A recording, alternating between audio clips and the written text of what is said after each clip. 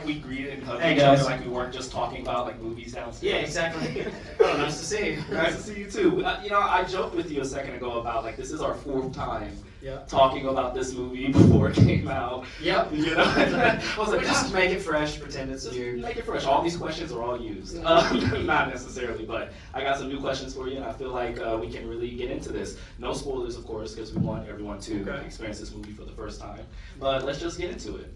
Yeah. So, when it comes to like this version of Wolfman, you have repeatedly said that this isn't the Wolfman that you necessarily know. This is a fresh take, and you have this knack for grounding your films like in Invisible Man into something that not only feels real and something that could believably happen, but you're just really good at doing that very thing. So can you talk to me how you ground this movie out of the fantastical elements that people know of Wolfman?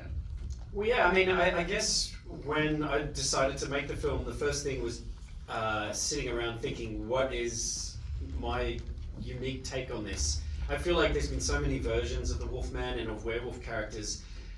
I don't even know if the film was worth making for me unless I could find a different perspective or a different way to tell the story. It's been done recently. I mean, when did Universal do that Benicio del Toro version? Yeah. It was like 10 years ago. So I feel like I knew what I didn't want to do, and that's where I started. And I guess my approach was just to make it as grounded as possible. Like, treat it like a disease. Don't go into the occult or the supernatural too much, but kind of keep it more like The Fly, David Cronenberg's film, The Fly. And that was really it. And also the idea of seeing this transformation from the perspective of the person transforming. Like the way you could play with sound design and with visuals if you were seeing it through his eyes. And I don't want to spoil it too much, but being able to see that was something truly special because, again, usually when we see Wolfman, he's kind of just this big monster who just tears people apart, runs away, and then he's being hunted down. But I think that adds a lot of sympathy to this character, which you've done very, very well here. Thank you. Yeah, you're very welcome. So what I loved about this movie a lot, you've already mentioned kind of like the themes of sickness and kind of like, what we see in this movie is how his family is watching someone turn in front of them and not recognizing them. But what surprised me was that this also talks about the sickness of generational trauma and family trauma and how we pass those down from our parent, you get it from our parents, and then we pass that down to our kids. Can you talk to me about balancing those two elements of physical ailments as well as like generational ailments? Yeah, I mean, I think, with The Invisible Man, I felt like the film was about one thing, and it felt like the film was on rails, and that's what was presenting itself to me while I was writing, was this issue of like stalking and domestic abuse. But with this movie, it felt like it was about many different things. I was writing it the first draft was written during COVID, during 2020, and as everyone remembers, it was such a weird time, so unsettling and strange, being in your house all the time, and I have young kids, so that made it extra hard. A lot of people were like, I'm learning to make sourdough bread. I feel like I was trapped in prison with my kids. You're trapped when you want to make sourdough bread. Yeah, I was like, oh, good for you, you learned to make crab bisque. I'm trying to make a couch fort interesting for the 600th time in a row. And it was such an unsettling time, and so my wife and I co-wrote the film together, and we were just pouring all that uncertainty and all that dread and all the anxiety of that year we were pouring into the script.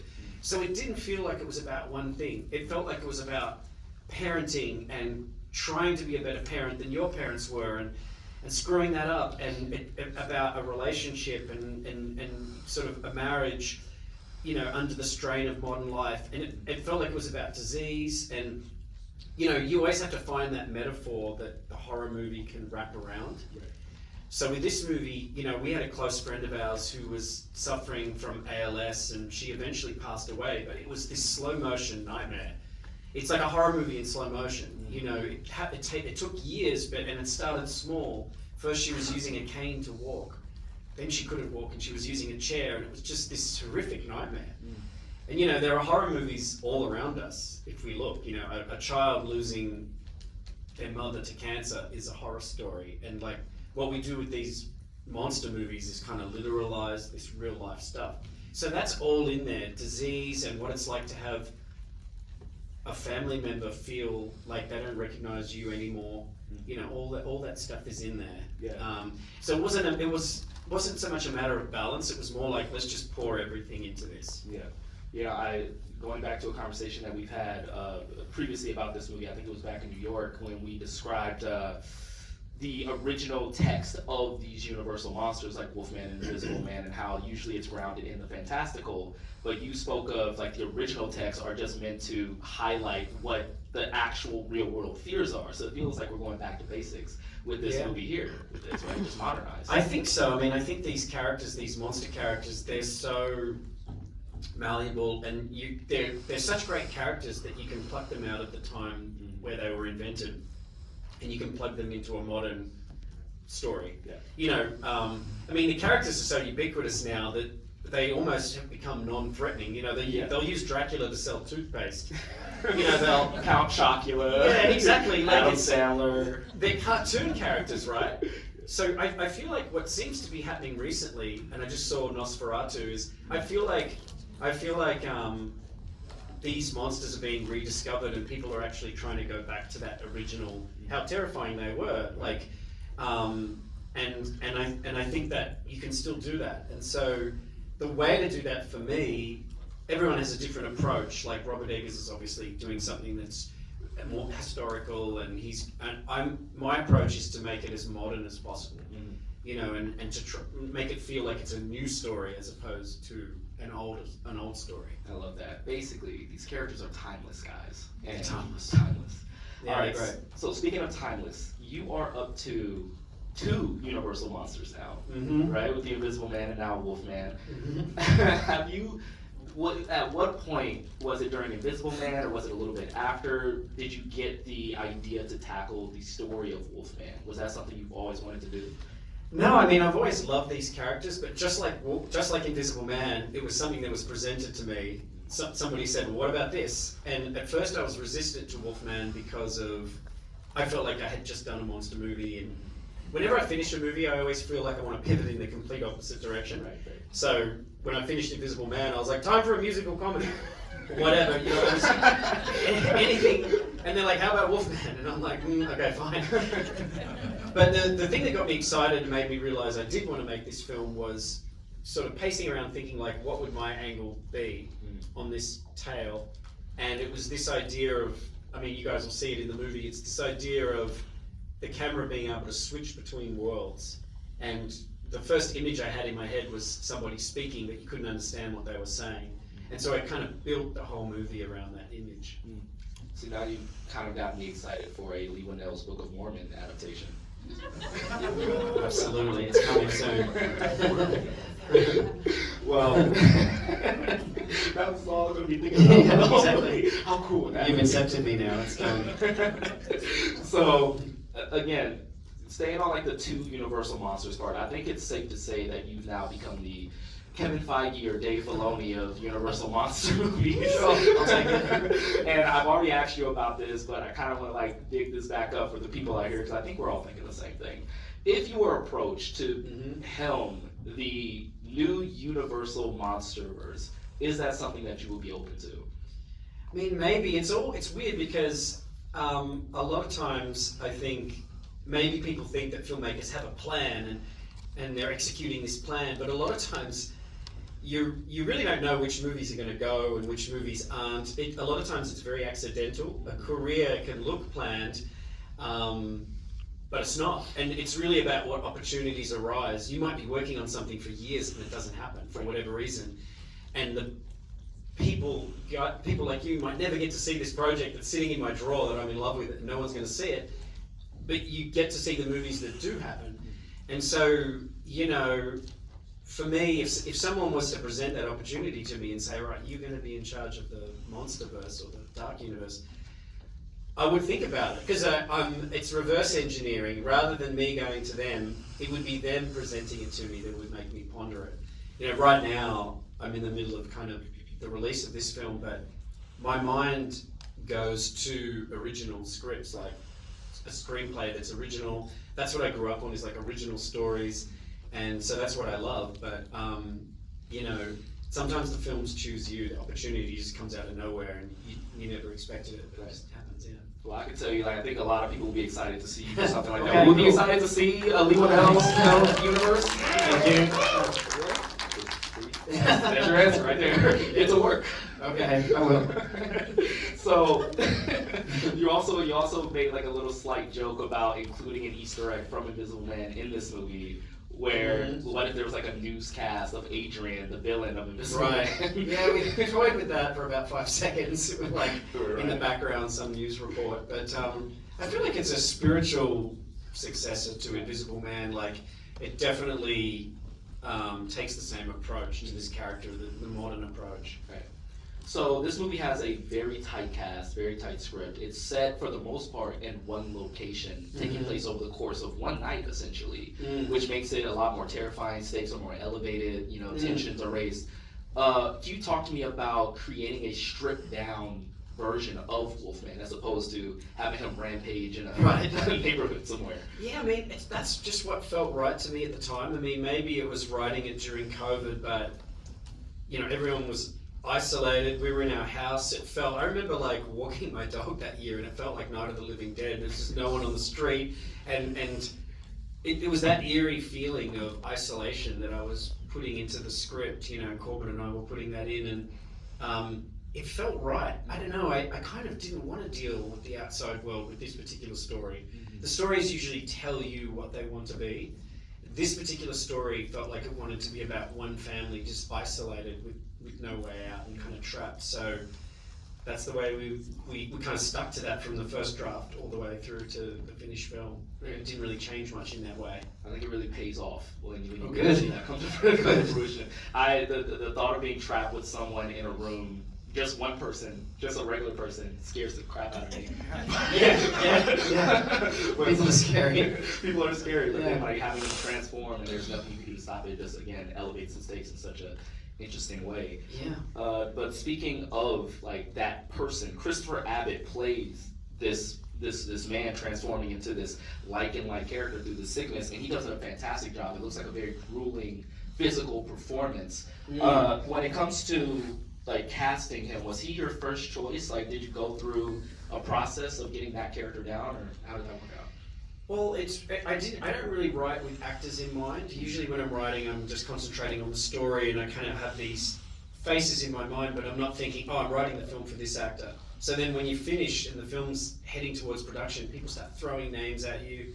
And Christopher Abbott was one that came up very early, and I was a fan of his. I love what he does. He seems to be a really egoless actor. Like he doesn't care about how he looks or what he doesn't care about being in the latest superhero franchise or whatever it is. He's a true artist. You sort of get that from his work.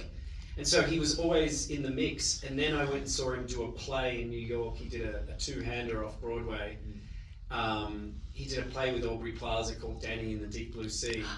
And I went into the theater. It was a small theater. It was like smaller than this room. And his energy on stage was palpable. Like there's something about being in the same room as somebody where they can just hit you in the chest. Like you feel that energy. Yeah. And his character was such a pent-up ball of rage in that film, in that play. As soon as the play was over, I emailed all the people at Universal in the middle of the night, was like, we got to use Chris. Like he's the guy. I love that. After the play, I went backstage and to meet him, and he's just chilling out with a glass of wine. He's like, hey. And like he'd just been on stage, like sweating. He was just this, furious kind of ball of energy. And then he was just chilling out. So I could see how he could switch on and off. Yeah. And I sent that email, and then it was almost too easy. I was suspicious because they just emailed back and said, okay. Really, that's it? No negotiation? And they were like, yep. So it was great. And then to get Julia as well was awesome. Nice. It was like a mini audition, and he's like, that's really, really cool. Yeah, it was awesome to like sit there. It was so funny because I go into this theater and I sit down and I'm sitting next to John Bernthal. I'm sure. I was like, hi, John Bernthal. And then the lights go down, and it was incredible, the play. He was so hardcore in that play. The next night after I saw him, he broke his knee halfway through the play on stage. What? He shattered it and had to do the rest of the play perform the rest of the play on a broken knee. Oh my gosh. And then he had to have all this reconstructive surgery. Like when he got to New Zealand, he was still in rehab for it. So it was like this really intense physical performance, a little too physical. He was able to get character a little bit. Yeah, I mean, we kind of used it. I don't know, I shouldn't probably say this. If you watch the film, there are certain moments where you can sort of see him move it, like he's still having problems with that knee. He's using it for the wolf. Yeah, exactly. Luckily, he's playing this character who's, crumbling on the inside. Right. Yeah, He's like, I'll he make it was- work. he's intense. Yeah. He's a relaxed guy when you're just chatting to him, but when you call action, like just everyone, it's just this intensity. And now I'm just imagining him like in full Wolfman garb, just like, hey guys, how's it going? Yeah, he did send me a couple of videos of him like singing New Order in the makeup truck. Oh.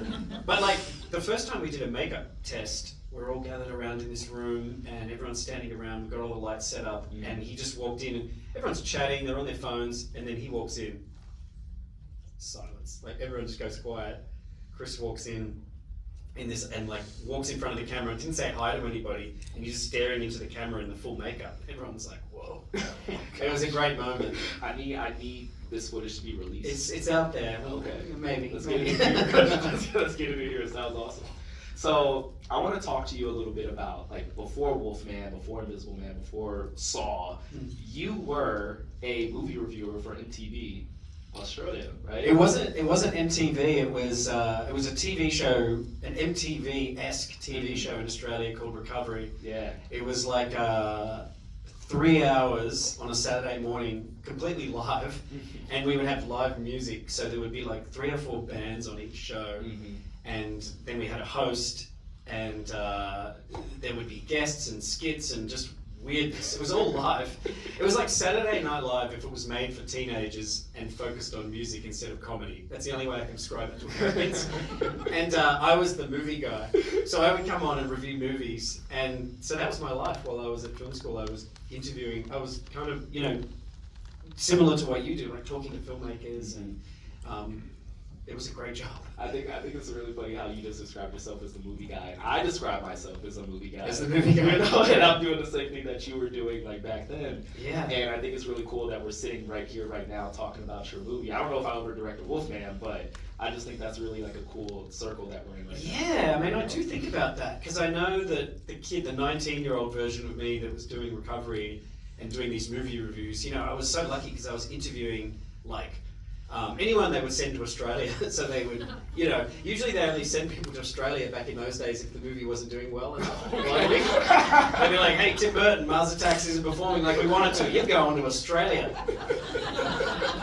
But it was great. So you would go to, like you do at Press Junkets, I would go to some hotel room in Melbourne, and I interviewed like Tim Burton, John Woo, Jackie Chan, George Clooney, Samuel L. Jackson, just this long list of people, and just meeting all these people. And I interviewed Wes Craven at this horror-themed cafe that used to exist, that no longer exists in Melbourne, called Cafe Crypt. And they had like a statue of Freddy Krueger, so we like sat in front of that. And somebody sent me footage from that interview recently, all the B-roll, because they did like a 20th anniversary for Recovery. So it was like the stuff you don't use in the interview, and there's footage of me between setups where I'm like, so, Wes, I want to be a horror filmmaker. Tell me how it's done. Like, I'm just hitting him with all these questions, like just being such a fan, and he was so gracious. It was really touching to see his response, and he was like, all right, this kid's fanboying all over me, but I'm going to humor him. So he's like talking to me about what makes a good shot in a film, and so yeah, I never lose sight of that. Like, I really feel lucky that I get to make films and do what I love. Yeah, recipes to Wes Craven, man. Like, yeah, he was a genius. Also, I'm gonna bump your fish. You mentioned Mars Attacks, and nobody mentions Mars Attacks like that. It's underrated. It's underrated. Another Tim Burton flick, man. Like, who's quacking right now? Who's doing that? Yeah, I think it's an underrated Tim Burton film. It is. It really is. It doesn't get brought up enough. But we can talk about those things all the time too, you guys. Just chat, But getting back to Wolfman, or like the future after this, if you had a chance to pick another Universal monster to adapt, which monster would that be? I don't know. Guillermo del Toro is about to do Frankenstein, so Excited for that's taken, and I think James Wan's going to do Creature from the Black Lagoon. I don't know. I feel like no one has done a version of Jekyll and Hyde recently that's like. So I feel like that's a character that's ready for something. He's always been like a side character and like a bunch of other things, right? Like Yeah, I mean, it's just such an interesting thing that the antagonist and the protagonist are the same person in this duality thing. So I think it would be interesting to put that in a modern context. Yeah. And just like that, you got so many people excited for Dr. Jekyll and Hyde movie. I think the last one we got was Russell Crowe, I think. Yeah, he was gonna. That's right. And then the guy in Entourage made a fake movie of Jekyll and Hyde. That was the fake version of that. But he also starred in Aquaman, and then James did that. James Wan. So yeah, we should just continue this tradition of making fake Entourage movies. And then like just to go a little, you know what? Just for the hell of it, I'm gonna go further back into the Jekyll Hyde appearance in movies. Is you have Dr. Jekyll, Mr. Hyde, and Hugh Jackman's Van Helsing. Van Helsing, Opening, and then I'm gonna go back and like raise your hand if you even know this little movie. We talked about these animated films before. The Page Master. Hey. I don't. You know what? I don't think I've seen The Page Master. Then I'm gonna have to go home and get some. I'm gonna recommend Leigh Whannell, The Page Master. You need to watch that movie. Macaulay Culkin. Patrick Stewart plays a book named Adventure. He's a little book who's a pirate. Whoopi Goldberg plays Fantasy, who's a fantasy fairy book, and he goes on an adventure across like a library that's all animated. And Christopher Lloyd is the wizard and the keeper of the library. I'm sold. It's great. Yeah, so if you're glad to check it out. But I believe that's all the questions and all the time that we have. Thank you so much. Always good to chat to you. Thank you for coming out tonight, guys. Appreciate it, everybody. Thank you so much. Let's turn off the lights and watch some Wolfman. Yeah, thank you guys.